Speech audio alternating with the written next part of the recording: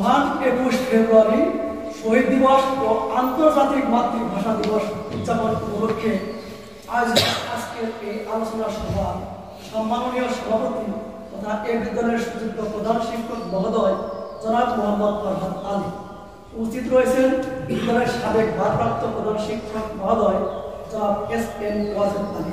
সেই সঙ্গে মঞ্চে উপস্থিত আছেন গবেষণার উপপ্রধান জনাব ফেরদৌস মিয়া, বন্ধুবর সহকর্মী সিনিয়র শিক্ষার্থী সবাইকে শুভাশিস এই শুভ সকাল।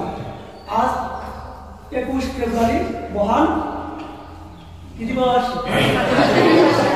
আন্তর্জাতিক মাতৃভাষা দিবস। আন্তর্জাতিক মাতৃভাষা দিবসটা আমাদের পরে এসেছে, এটা হলো শহীদ দিবস, তারপরে যুক্ত হয়েছে আন্তর্জাতিক মাতৃভাষা দিবস। কি করে আন্তর্জাতিক মাতৃভাষা দিবস হলো, কি করে শহীদ দিবস হলো, সেই সম্পর্কে জাতির কথা বলছি। 1947 সালের দ্বিজাতি তত্ত্বের ভিত্তিতে ব্রিটিশ ভারত ভাগ হয়ে দুটি স্বাধীন রাষ্ট্রের উদ্ভব হয়। একটির নাম পাকিস্তান, অপরটির নাম ভারত। এই পাকিস্তানের দুটি অংশ, একটি পূর্ব পাকিস্তান আর একটি পশ্চিম পাকিস্তান। এই পূর্ব পাকিস্তান পশ্চিম পাকিস্তানের দূরত্ব 3 রকম উল্লেখ করা হয়েছে ইতিহাসে। আরেকখানে লেখা হয়েছে 1200 কিলোমিটার, আরেকখানে লেখা হয়েছে 1500 কিলোমিটার, আরেকখানে লেখা হয়েছে 2000 কিলোমিটার, লেখা আছে প্রায় 2000 কিলোমিটার, শেষে লেখছে প্রায় 2000 কিলোমিটার। এই 3 স্তরের তথ্য পাওয়া যায়। তাহলে পূর্ব পাকিস্তান এবং পশ্চিম পাকিস্তানের দূরত্ব 1200 কিলোমিটার, 1500 কিলোমিটার, প্রায় 2000 কিলোমিটার। দেখা গেল ওই পূর্ব পাকিস্তানের তুলনায় পশ্চিম পাকিস্তানের লোকেরা সবল, তারা বেশি বলিয়ান। ওই পশ্চিম পাকিস্তানের লোকেরাই দেশ পরিচালনার দায়িত্ব ভাগ পেয়েছিল। তারা দেশ পরিচালনা করতে গিয়ে পূর্ব পাকিস্তানের প্রতি অনেক অত্যাচার নিপীড়ন শুরু করল। আমরা জানি মানুষের রাজনৈতিক 5টি অধিকার রয়েছে: সামাজিক, রাজনৈতিক, অর্থনৈতিক, ধর্মীয় এবং সাংস্কৃতিক। এই 5টি অধিকারের মধ্যে কেবলমাত্র ধর্মীয়টা কিছুটা মিল ছিল, আর কোনোটাই কোনো মিল ছিল না। সামাজিক, রাজনৈতিক, অর্থনৈতিক এবং সাংস্কৃতিক বড়ই অবহেলিত ছিল, শুধু ধর্মের ভিত্তিতে চলতেছিল না। প্রথমেই আঘাত হানলো 1948 সালে পাকিস্তানি শাসক গোষ্ঠী বলে উঠল পাকিস্তানের রাষ্ট্রভাষা হবে উর্দু, আর এটার মাধ্যমে ছিল ইংরেজি। কায়েদ আজম মোহাম্মদ আলী জিন্নাহ বলে উঠছিলেন Urdu and Urdu shall be the state language of Pakistan. একই কথা বলতেছিল ঢাকায় এসে। ওই বিভিন্ন সময় বিভিন্ন নেতাবর্গ ঢাকায় এসে একই কথাই বলতেছিলেন, পাকিস্তানের দেওয়ার কথাই তারা বলতেছিলেন। ভাষা, এখানকার মানুষের 56% মানুষের ভাষা ছিল বাংলা, আমাদেরকে বাকি অংশ। এই যে অমিল, এই যে কষ্ট, মানুষের নতুন করে ভাষা শিখতে হবে, সেটার যন্ত্রণা তারা সহ্য করতে পারছিল না। তখনকার সময়ে ধীরেন্দ্রনাথ দত্ত খুব বলিষ্ঠ নেতা, আবার ওদিকে ছিল আলিগড় বিশ্ববিদ্যালয়ের প্রফেসর আচার্য এম জিয়াউদ্দিনের নেতৃত্বে তখন এই উর্দু ভাষা প্রচলন করার চেষ্টা করলো। এই প্রথম যখন আন্দোলন করলো তখন ধীরেন্দ্রনাথ দত্তরা শুনলেন না, হতে পারে না। এদিক থেকে ভাষাবিদরা বহু চেষ্টা তদবির করে চালাচ্ছিল আন্দোলন। শেষ মুহূর্তে দেখা গেল যে এই আন্দোলনের জন্য তারা এমন ব্যবহার করলো, ঢাকায় এসে শাসক গোষ্ঠী বললো যে কেউ যেন বাংলা দ্বারা স্লোগান করতে না করতে পারে, 144 দ্বারা জারি করা হয়। 144 দ্বারা উপেক্ষা করে উপস্থিত ছাত্র জনতা এই আন্দোলনে ঝাঁপিয়ে পড়লো ঢাকা কার্জন হলের কাছে, মেডিকেল হলের কাছে। এখানে গিয়ে তারা অনেকে মারা গেছে। তাদের মধ্যে উল্লেখযোগ্য নাম করা হয় রফিক, জব্বার, সালাম, বরকত এবং নাম না জানা আরো অনেকে। 2 রকম তথ্য পাওয়া যায়, বালক 8 বছর এবং বালক 11 বছর। একই ব্যক্তি, এক জায়গায় লেখা হয়েছে 8 বছর, আর জায়গায় লেখা হয়েছে 11 বছর। ওহিউল্লাহ, এই বালক ওহিউল্লাহ একমাত্র নিরীহ বালক, তাকে গুলি করা হত্যা করেছে। সে কিনা ভাষা কিছু বোঝে না, সে কিন্তু উচ্চারণ করেছিল বাংলা চাই, এটুকু বলতে পারছি। তার তো রাষ্ট্রভাষা চাই অত কিছু বলতে পারে, তো ও মারা গেল। এমনিভাবে অনেক দুঃখ কষ্ট করে আমরা এই বাংলাটা নিয়ে আসলাম। আমাদের বাংলাদেশি লোক আমেরিকার, কানাডায়, ভ্যাঙ্কুভার শহরে বসবাসরত 2 জন নাগরিক, বিশিষ্ট নাগরিক, তারা আমেরিকায় বসবাস করতেছিলেন। একজনের নাম রফিকুল ইসলাম আর একজনের নাম আব্দুল সালাম।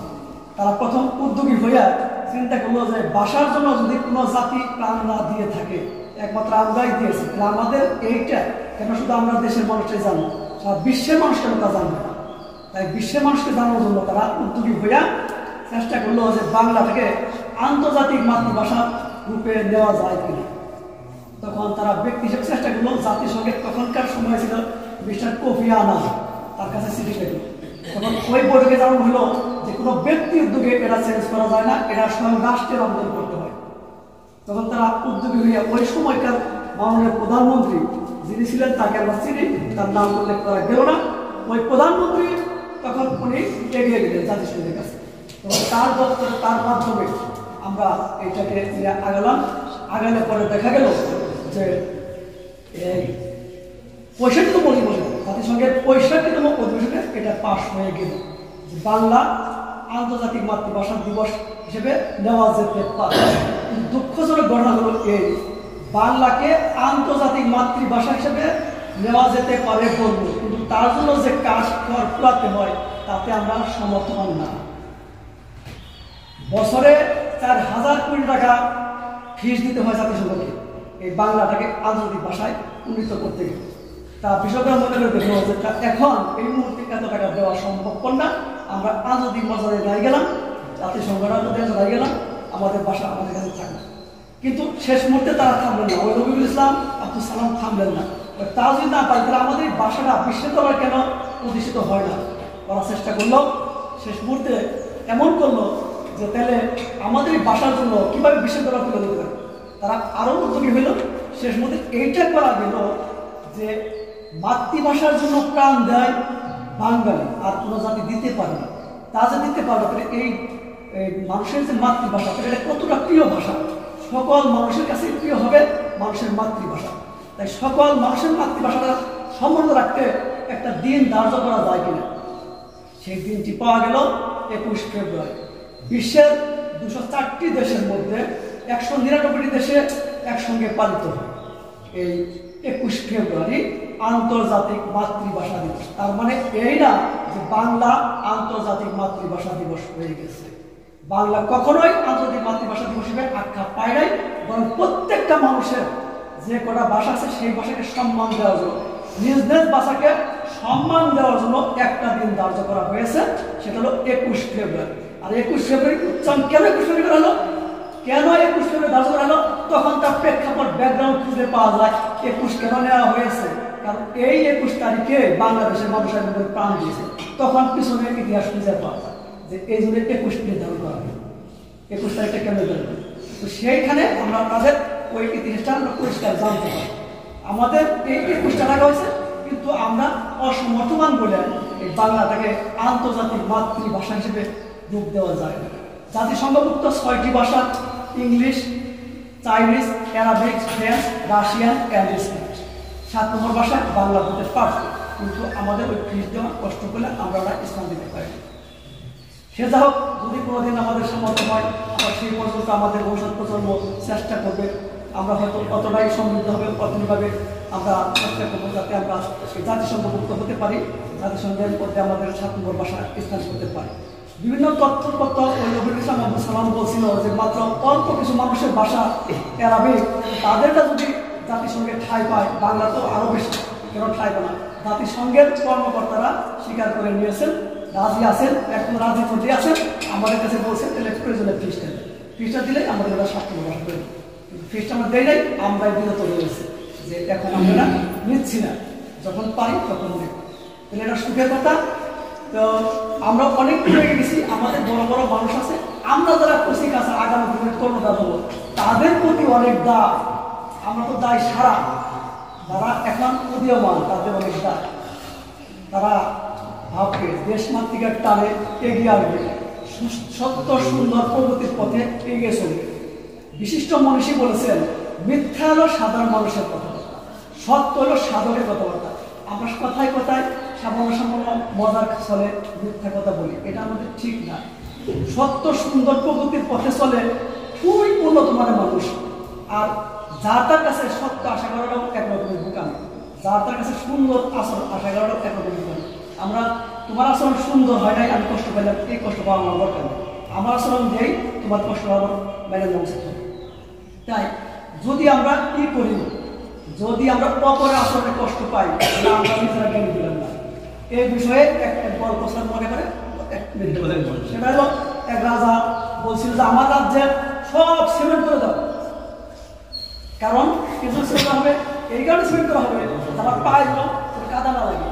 তখন একজন নাগরিক খুব সাহস করে খুব মানে কাতর বছরে ওই হুজুরের কাছে শুধায়, রাজার কাছে শুধায়, একটা কথা বলা যায় কি, পরে ক্ষিপ্ত হয়ে বলো বলছি কয় অনেক টাকা লাগবে সিমেন্ট করতে গেলে, তার সে একটা কাজ করা যায়, আপনার পায়ে কাদা লাগে আপনার জন্য বুট বাগিয়ে দেয় আর পায়ে কাদা লাগবে না, অন্যজনে কাদা লাগবে, অন্যজনে কাদা লাগলে কোনো সমস্যা নেই, কিন্তু আপনার কাদা লাগলে সমস্যা, আপনার জন্য আমরা এটা করে দেই আর আমাদের এত টাকা বাঁচবে। ওর রাজা জ্ঞানী মানুষ তো হয় রাজা, তাই না, রাজা জ্ঞানী হয়, ওরা বলতে একটু সিমেন্ট করা আমারই তো কাদা লাগাতে হবে, আমার পায়ে বুট বানিয়ে থাকতে হবে। এমনিভাবে তোমার আচরণে হয়তো আমি কষ্ট পাই, কিন্তু আরেকজন আচরণ করে সবাই যে আচরণ করো তা তুমি কষ্ট পাই, কত ধরনের কষ্ট নিয়ে থাকবো, তাই আমি আমার চেঞ্জ করবো, কার আচরণে কষ্ট পাবো, তুমি যেমনি নাচো নাচো না আমি কষ্ট পাই। এর উপরে পরমত সহিষ্ণুতা তোমরা অর্জন করে সামনের দিনগুলিতে দাঁড়াইবে, সেই আশাবাদ ব্যক্ত করে 21 ফেব্রুয়ারিকে উদযাপন করলাম। সবাইকে সাধুবাদ, ধন্যবাদ, আসসালামু আলাইকুম। ধন্যবাদ স্যারকে অত্যন্ত তথ্যবহুল এবং তাৎপর্যপূর্ণ বক্তব্য পরিবেশনের জন্য।